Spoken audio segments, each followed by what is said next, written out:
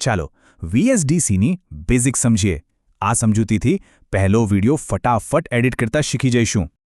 આપણે 5 સ્ટેપ્સમાં બધું સમજીશું, પ્રોજેક્ટ શરૂ કરવાથી લઈને વિડિયો શેર કરવા સુધી. તો ચાલો શરૂ કરીએ. સૌથી પહેલા પ્રોજેક્ટ સેટઅપ કરીએ. શરૂઆત કરવા માટે 2 મુખ્ય ઓપ્શન્સ છે. પૂરા કંટ્રોલ માટે બ્લેન્ક પ્રોજેક્ટ બનાવો અથવા ઇમ્પોર્ટ કન્ટેન્ટથી વિડિયોની સેટિંગ્સ આપમેળે મેચ કરો. બ્લેન્ક પ્રોજેક્ટમાં ફક્ત નામ આપો, રિઝોલ્યુશન સેટ કરો અને ફ્રેમ રેટ મેચ કરી લો. હવે વાત કરીએ ટાઈમલાઇનની. અહીં જ આપણી વિડિયો સ્ટોરી તૈયાર થશે.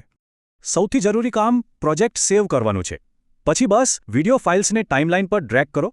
યાદ રાખજો, ટાઈમલાઇન પર ફાઇલ્સ લેયર્સમાં હોય છે. જે ઉપર છે તે જ પહેલાં દેખાશે. અને હવે આવે છે સૌથી મજેદાર ભાગ, એડિટિંગ. અહીં ક્લિપ્સને સ્પ્લિટ કરતા શીખવું ખૂબ જરૂરી છે.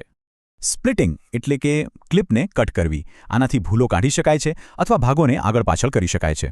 ક્લિપને સ્પ્લિટ કરવા, જ્યાંથી કટ કરવું હોય ત્યાં કર્સર રાખીને રેઝર ટૂલ પર ક્લિક કરો. સ્પ્લિટ કર્યા પછી જે ભાગ ન જોઈતો હોય તેને સિલેક્ટ કરીને ડિલીટ બટન દબાવી દો. બસ. ચાલો હવે આપણા વિડીયોમાં બેકગ્રાઉન્ડ મ્યુઝિક અને ટાઇટલ્સ ઉમેરીને તેને વધુ સારો બનાવીએ. ઓડિયો ફાઇલને ટાઈમલાઇન પર ડ્રેગ કરો. પછી ઓરિજિનલ વિડિયોના અવાજને પ્રોપર્ટીઝમાં જઈને એડજસ્ટ કરો. બેકગ્રાઉન્ડ મ્યુઝિક માટે -25 થી -30 dB વચ્ચેનું વોલ્યુમ બેસ્ટ રહેશે. એકદમ પરફેક્ટ બેલેન્સ. ટેક્સ્ટ ઉમેરવું તો સાવ સહેલું છે. ટી ટૂલ લો, સ્ક્રીન પર બોક્સ બનાવો અને લખવાનું શરૂ કરો. બસ, એડિટિંગ પૂરું. હવે છેલ્લું સ્ટેપ છે વિડિયો ફાઇલને એક્સપોર્ટ કરવાનું. એક્સપોર્ટ ટેબ પર જાઓ, ફોર્મેટ પસંદ કરો, ફાઇલનું નામ બદલો અને લાલ રોકેટ બટન દબાવો.